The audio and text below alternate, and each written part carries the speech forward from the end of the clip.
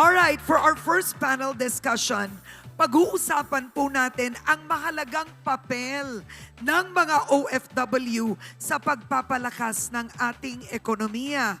So, before that, I just want to thank and let you know that this segment is powered by RFM Corporation, SMIC BDO, Unibank, PLDT, Maya and Ayala Corporation. So thank you to those companies that actually invest in events and programs like this.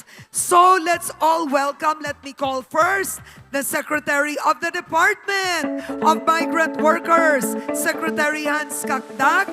Please come back on stage, sir. You can take the first seat over there. And the Chairman of the Commission on Filipinos Overseas, Secretary Dante Francis Kling-An. Secretary Ann, thank you so much. And the Senior, pwede tayong mag-girl boy. So, pwede sir, dito ka. Alright, the Senior Vice President of the Head of Leasing and Hospitality of Ayala Land, Miss Mariana Zobel. And the CEO of Bio Manila, Miss Ana Lagon. Hello, Ana. All right. Thank you so much. It's an honor to be here with all of you.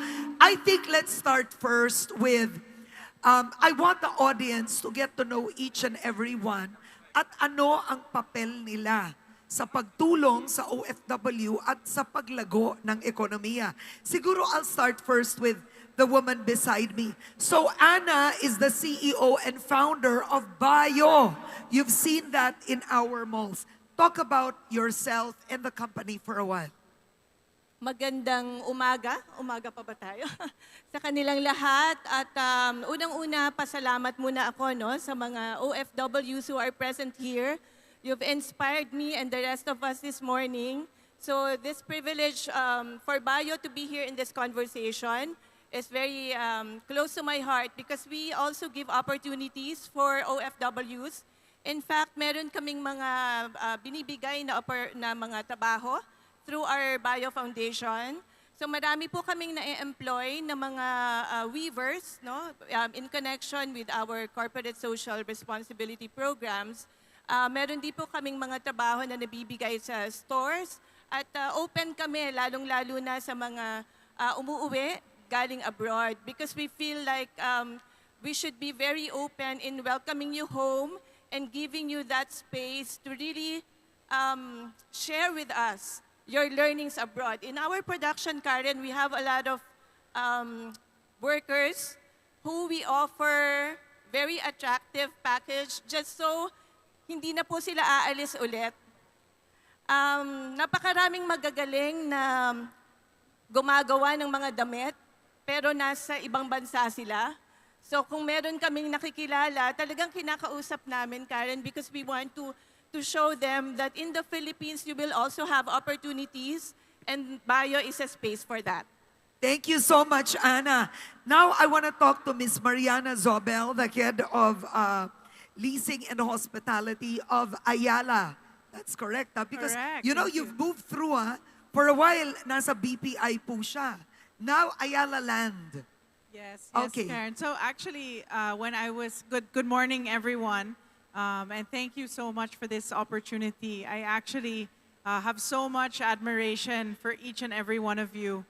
When I was working at BPI, actually, I was in charge of helping develop our online app.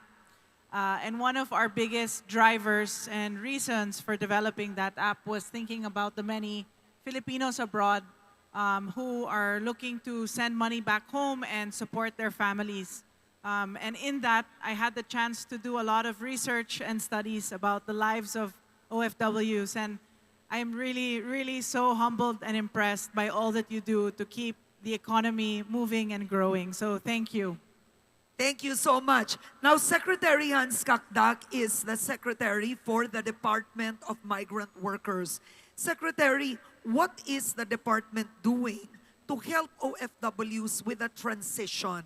Kasi hindi lahat ng OFWs, number one, ang kontrata ay nare-renew. Pangalawa, pag nag-start ng negosyo, hindi naman nila alam kung paano.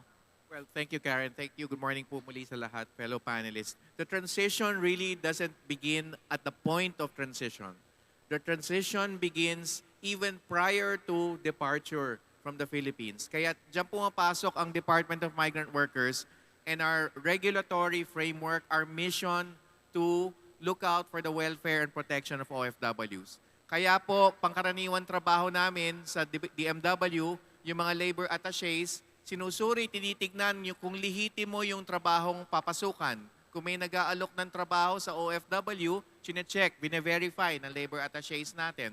The contracts, we pass upon contracts, lalo na dun sa mga lower income skill sets, domestic workers, and other types of plant level, let's say, mga workers in factories and such. No? And then, we also make sure na properly documented. May work visa ang isang OFW, and then may proper orientations and briefings. There are at least 3 or 4 levels right now ng orientation. Right from the start na iniisip pa lang mag-abroad, to the time na decide mag-abroad, to the time na may kontrata na, up to the point of arrival in the host country. So, bottom line, bago pa man umalis, meron ng kahandaan sa tinatawag na transition sa hinaharap. And then pagdating pa ho doon, may monitoring, nandun ang labor attachés natin. We are present in 41 countries. Our migrant workers offices with labor attachés, nasa 41 countries po, pwede pong takbuhan at bigyan ng lunas ng labor attachés ang inyong mga nais idulog. And then, here it comes. Pag isang OFW ay gusto nang manumbalik o kaya nagka-problema sa abroad, nariyan na ang ating mga livelihood programs, scholarship programs. We're tied up with TESDA for training in case someone wants to reskill or retool. Tapos, may partnerships din tayo with SecCris and the DTI, another SecCris, SecCristina and the DOT, Tourism, Secretary Kiko Laurel and the Department of Agriculture, and Secretary Solidum of the Department of Science and Technology. So, we're hooked up with them and we provide. We have a special fund. Lastly, our Special Action Fund, strengthened by no less than the President. Binigyan tayo ng Pangulo at ng Kongreso ng 2.8 billion, for instance, this year to provide legal assistance, financial and humanitarian assistance, and medical assistance sa mga nangangailangan ng tulong. Kaya pag nanunumbalik na yung OFWs, we provide safety net assistance, cash assistance, training habang tinatawid sila through the safety net cash assistance. May mga interventions na ng livelihood capital and training on entrepreneurship hanggang sila'y makabangon sa kanilang negosyo at umunlad sa kanilang negosyo. Wow, thank you. So I want to ask Secretary Ang, what is the difference essentially with the responsibility of the Philippine Commission on Overseas Filipinos with the Department of Migrant Workers? Anong kaibahan po ninyo? First of all, congratulations to the Go Negosyo for this event. I mean, wonderful outcome today. We work with DMW po, pero ang kaibahan po, in a way, where their work ends, our work begins. So sa kanila po yung mga migrant workers, sa amin naman po yung mga permanent migrants abroad. So these are Filipinos who are citizens of other countries, spouses of foreign nationals. But in a way, we also work together on a number of programs because a lot of them also want to come back to the Philippines, invest. We have programs po, where we work with local governments, where we are the bridge to connect them with the kababayan sila in the US, in Canada, or elsewhere in the world, who want to invest or donate or work with the local governments. The main mandate po of the CFO, which is an agency under the Office of the President, is to link the overseas Filipinos po with the Philippines culturally, politically, and economically. At sana para yung OFW hindi ma-scam. What happens is they end up buying land, wala palang titulo. They end up investing in a business, in non-existent pala. Yeah, one of the biggest programs of the CFO has to do with financial literacy. So it's called Peso Sense. It's one of the, I think, most popular programs in the agency with about 3 million followers po on Facebook. So if anyone who's interested in financial independence or knowing more how to manage your money, I invite you to like the Peso Sense Facebook page, which is our page. But we also work with other agencies on this. We have an agreement now that we will sign next week with Land Bank to maybe help them open an account here and introduce maybe Land Bank products to our overseas Filipinos who want to connect with the Philippines. All right. Now, I want to ask Mariana, Ayala Land has been, I would have to say, it's present in the lives of millions of Filipinos. But how is Ayala Land helping, uplifting, and addressing the needs of OFWs? And even maybe your hospitality sector, you may want. Sure. So we've had the benefit of serving millions of OFWs. We're very lucky that actually for some of our segments, up to 70% of our sales are to OFWs. Really? Yes. So thank you for keeping our business going.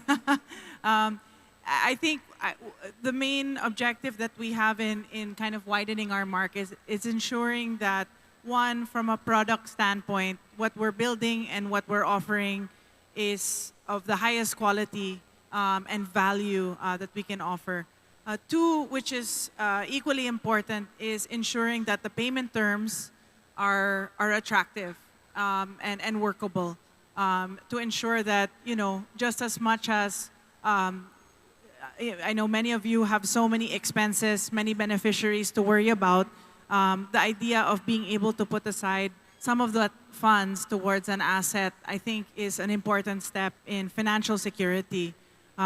We actually, in case you know you want to learn about any of those products and some of those attractive payment terms, I think we have a QR code which you can scan. But regardless, Ayala or not Ayala, I highly recommend considering investing in real estate. Again, doesn't have to be Ayala necessarily, but the idea of putting some of your savings away towards an asset that will continue to appreciate in value is an important step, I think, in financial security.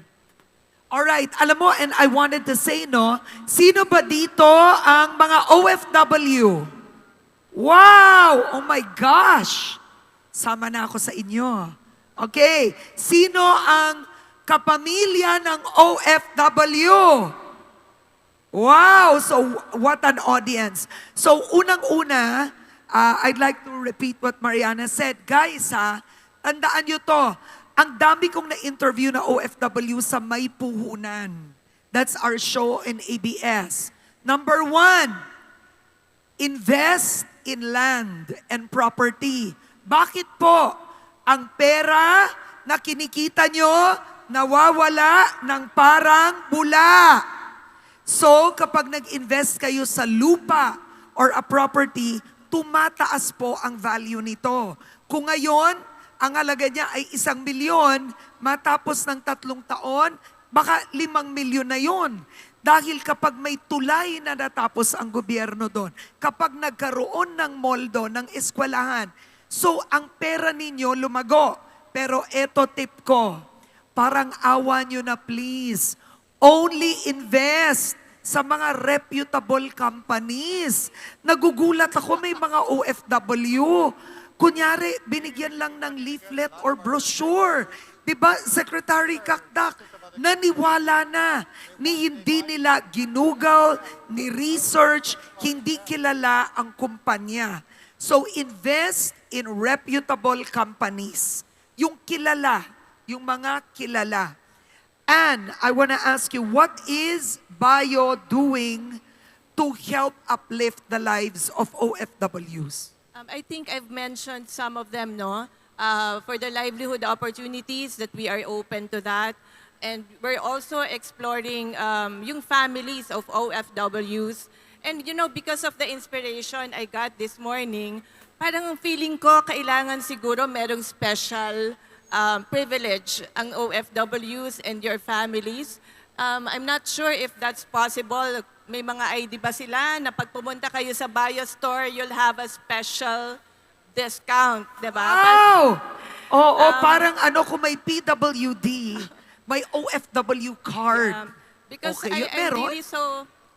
Mamaya, the OWA okay, ID, no? ayan. But this is my way of supporting because I've seen the sacrifices you've done. I've heard your stories through our people, through their families as well. And I think you all deserve a special treatment, not just from government, but also from private sectors, because you really inspire us. And the reason for coming home is something that you'll feel also extra special. So marami pang opportunities na pwedeng maisip creatively. Siguro I will have to think thoroughly, no? Kasi ngayon parang nabuksan yung isip ko lalo, especially with the awards that was given by Go Negosyo. So I salute Go Negosyo for this inspiration. Secretary, you wanted to add? Yeah, wala. Una kong gusto sabihin, meron pong ID. It's possible to identify a legitimate OFW or an OFW. I just want to take that opportunity para maka-discount sila sa inyo, ma'am. Salamat, Pero sir. may ID ba kayo? Meron? Sino yung OFWs na may ID?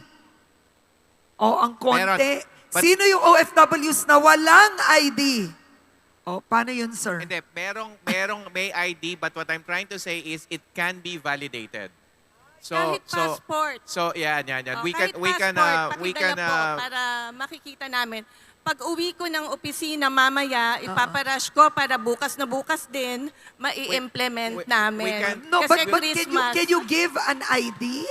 Kasi who wants to bring their passport around, right? Yeah, we could coordinate kasi we have a database, so we can have a verification system. Simple system lang, electronic, no manual intervention, where you could easily check.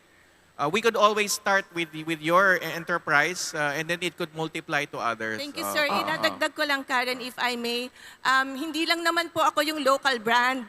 Idamay nyo na rin po yung pagbili sa ibang local brands. Because Tingin na natin yun. as we grow, diba, sama-sama tayo. So, sana i-prioritize nyo po yung gawang Pilipinas. Oo. Hindi naman kami lang, pero prioritize lang sana because we need to support each other. Yes. Guys, support local. Wag puro China, ha? Okay. I wanna ask Mariana. Mariana, is Ayala consciously hiring returning OFWs? Kumbaga, I wanted to ask you, plus ba yun? Na parang, oh, you returned from Saudi Arabia. Oh, I want you to, ganon. May ganon ba? Super plus. Actually, we think it's incredible and actually we have several that just in the past few months we've had the benefit of hiring individuals who've worked abroad. And we're so grateful because they bring so many new perspectives to how we do things. They bring views from the Middle East, some from the US, from Europe, and it's really improving the way that we're running our businesses, whether that's in the shopping malls. We have several new hires who have rejoined us from places like Dubai, where they're architects, they are operations individuals, and also, most especially, in hospitality. And I wanted to ask you, is Ayala doing something specific when it comes to financial literacy for OFWs? Yes, well, actually, I think before getting into literacy, we were thinking a lot about inclusivity, and I think that technology is such an incredible tool to grow our banking system, most especially for our OF workers. So again, I worked for BPI, but it doesn't have to be BPI. I think any bank that has a strong both digital and branch network can be an incredible tool.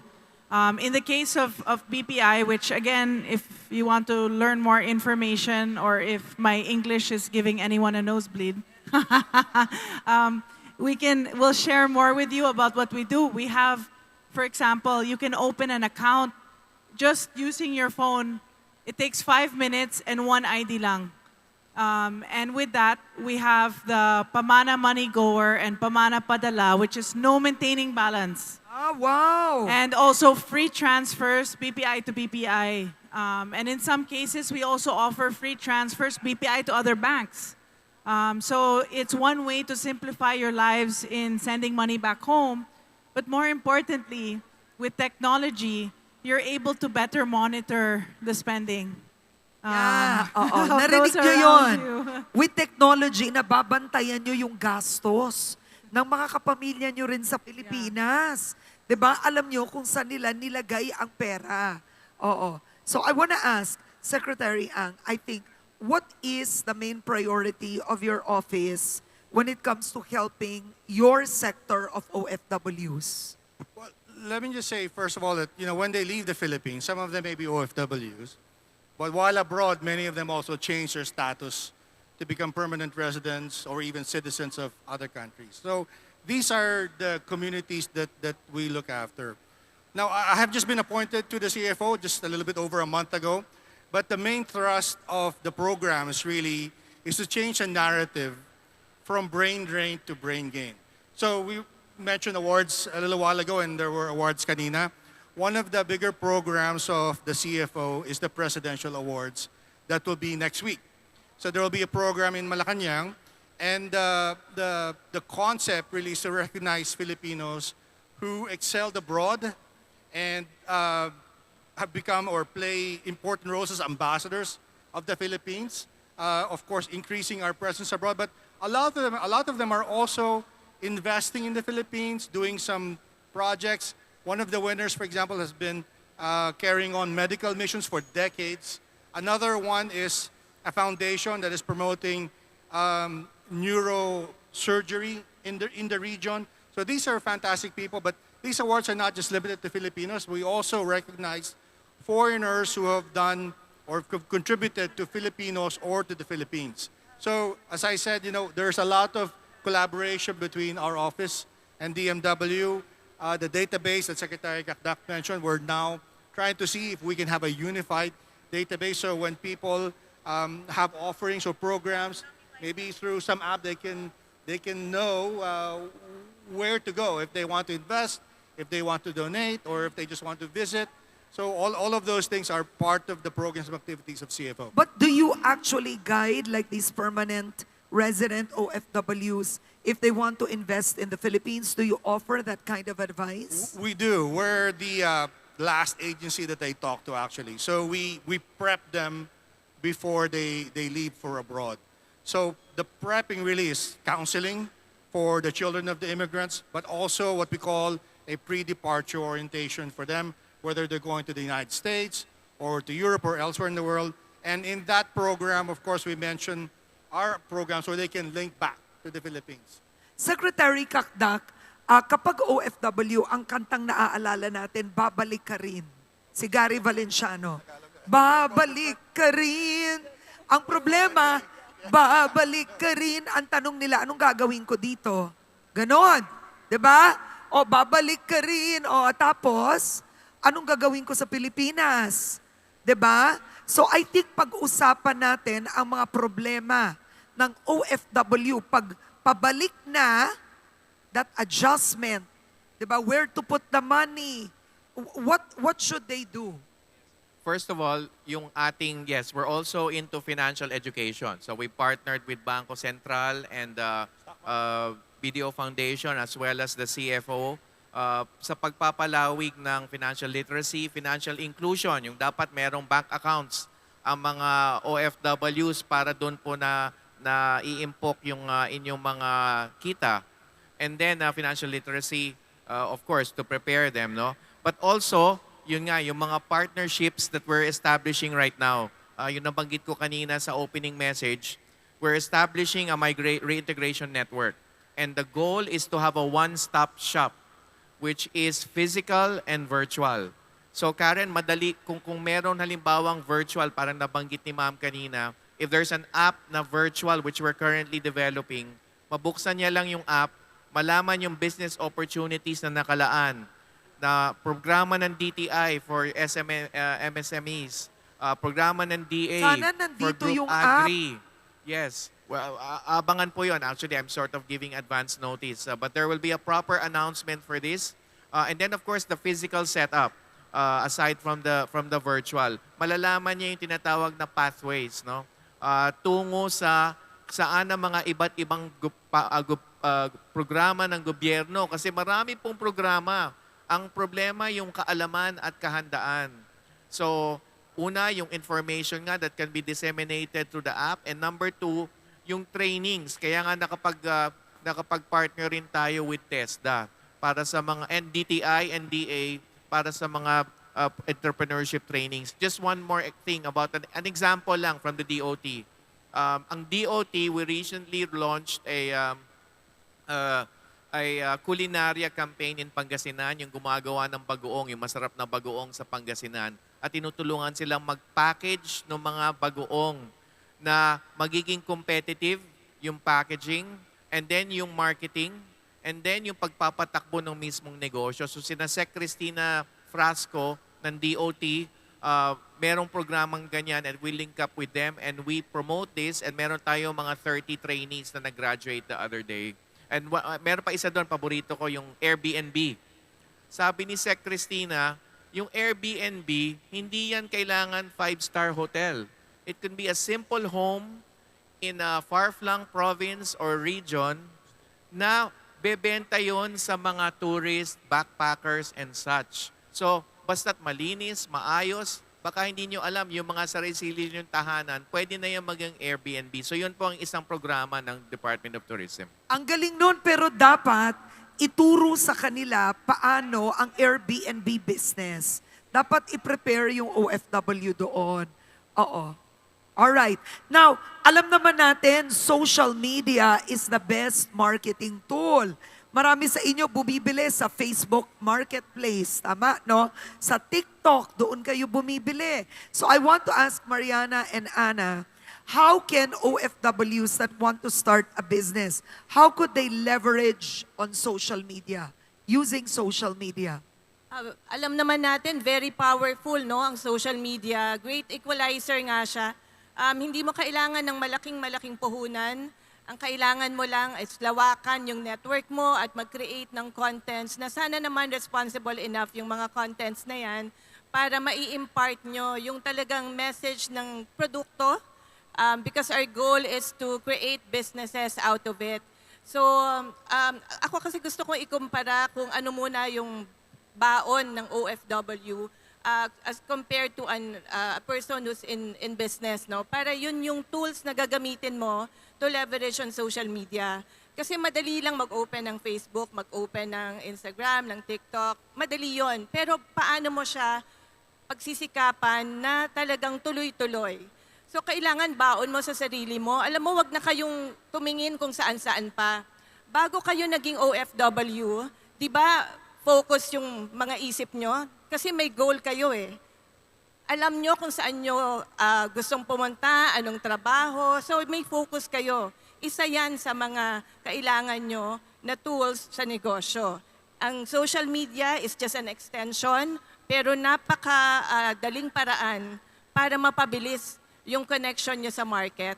So isa pang attribute ng isang OFW is yung pagiging resilient, no? Yung matatag ang isip. Kasi kailangan mo yan kung nasa ibang bansa ka, paano ka tatagal? 'Di ba? Bagong teritoryo yung pinupuntahan mo. Pupunta ka doon, ang baon mo, 'di ba? Yung ano mo lang, sipag, tiyaga at yung focus mo nga na talagang kakayanin ko to. So yung mga ugali or baon nyo bilang OFW, wag niyong kalimutan kasi yun ang magdadala sa inyo kung saan kayo pwede talagang makarating through social media. Mariana. Yeah, actually, the combination of social media plus the network of the tens of millions of Filipinos we have abroad is probably the most powerful advertising tool. So I encourage you to use I know there are so many secret Facebook groups or not so secret of OFs around the world, in Hong Kong, in the Middle East. And it's almost free marketing. You don't even have to pay. You can start by using those networks. But generally, I think social media actually is a much more affordable and accessible way to be able to advertise your products or your services. Alam nyo, very interesting yung binanggit ni Mariana ha, because na-underestimate natin ang kapangyarihan at dami ng Pilipino sa mundo. Alam nyo yung pelikulang Hello, Love Again? Okay. All over the world, it's now 1.5 billion pesos earnings. Tapos sa Amerika, weekend nagbukas siya, nag-number 8 siya. Top grossing. Anong ibig sabihin nun? Sa Amerika, lumaban siya sa Hollywood films. Bakit ko to binabanggit? Ang nanood naman nun, mga Pilipino lang po lahat. Diba? Kasi Tagalog yun, hindi naman nanood yung mga Amerikano. Pero the fact nag-number 8 siya, it means ganon kadami ang Pilipino. So may point si Mariana na huwag niyong i-underestimate yung Viber group nyo, Facebook group nyo, OFW groups nyo, magbenta kayo doon. That community is very powerful. Right? All right. To close, I would like to ask last advice from our speakers. Siguro I'll start with Secretary Ang, then both of you, but you just spoke. Huli natin si Secretary Hans. Ang. Well, again, thanks to Go Negosyo for giving us this opportunity to introduce to many of you kung ano man yung CFO at kung ano man po yung delineation nung namin ng DMW. Ang message lang po namin just to keep on loving the Philippines. Bagamat marami pong nag-ibang bayan and they become citizens of other countries, we know from our work that many of them still want to connect with their homeland. Speaking of financial literacy, if I can just give a plug, I mentioned a while ago, we have this Facebook page called Peso Sense. Of course, the content there is universal, financial independence, financial literacy. There are 3 million people there now. There are about 10.8 million Filipinos abroad according to the data of the government. So please like that page and connect with the Philippines. Maraming salamat po. Thank you very much, Secretary Ang. Maybe Anna and Mariana, just quickly, your advice or message to our OFWs here. Siguro ilagay natin sa isip natin, no? Kayo yung modern day heroes, di ba? Ilang beses na yan sinasabi. So with that, be inspired and be part of those OFWs who decided to be part of the Philippines again. Welcoming you back home at be part of shaping the future as entrepreneurs. Thank you, Anna of Bio. Mariana. Yes, I think I would humbly suggest to embrace technology. I think it can be an incredible... Wag matakot. Yeah, well, Karen is translating all my English. But seriously, I think, at BPI, we say that with the BPI app, it's all over the world. You can access it all over, and it's a tool that can help you and your families in better managing your funds and ensuring that there's savings in addition to spending. But more than anything, I thank each and every one of you for the incredible service that you're doing, not just for your families, but for our country. Thank you, Mariana. Secretary Akakdak to close. Well, thank you again, Karen. Good to see you again. And of course, to Anna, Mariana, and SecLink. At sa inyo pong lahat, wag po kayong mag-alala, manalig po kayo sa bagong Pilipinas ng ating Pangulo. Talagang bukas ang paanyaya niyang magnegosyo at paunlarin ang inyong karanasan pa bilang mga OFWs at OFW families. Meron po tayong, yun nga yung binanggit ko kanina, abangan niyo po yung one-stop shop natin na physical one-stop reintegration center as well as yung virtual version nito through electronically. Malalaman ninyo kung ano yung mga options niyo sa iba't ibang ahensya ng pamahalaan. Pero habang wala pa noon, ay gusto ko nang sabihin na meron tayong financial education and literacy programs din. Meron tayong laban kontra anti-investment scams. Gusto ko lang balikan yung point na yon. Katuwang natin ng Securities and Exchange Commission. So abangan po sa aming Facebook page. Nandun yung mga paanyaya. Halos 2 or 3 times a week may mga financial literacy webinars and physical seminars that may include also yung campaign against investment scams. So abangan po. And then yung information drive natin, yung link-ups natin with other government agency programs. Ang ating essential hotline po kung may katanungan kayo is 1348. Dulog nyo lang po doon at tutugunan po namin ang inyong idudulog. Maraming salamat po. Thank you very much. Please give a hand to our panelists. Let's have a photo together. Basta sa ating mga OFWs, sa audience ngayon. Okay, pose muna.